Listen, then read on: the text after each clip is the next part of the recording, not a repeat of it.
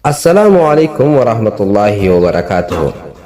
Kabajamtoota fi daawwattoota maatii Ahmadiin Shaw akkam fayyaadha jirtanii fayyaa keessanii alhamdulillah bakka jiraattan arraas barumsa bareedaa ta'ee fi akkasuma barbaachisaa ta'e nama hunda fayyadu jedhee yaadu qabadhee isiniif dhufeetiin jira. Maatiiwwan chaanala kanaa hundi keessan laayik godhuudhaan jajjabeessaa isiniin jechaadha.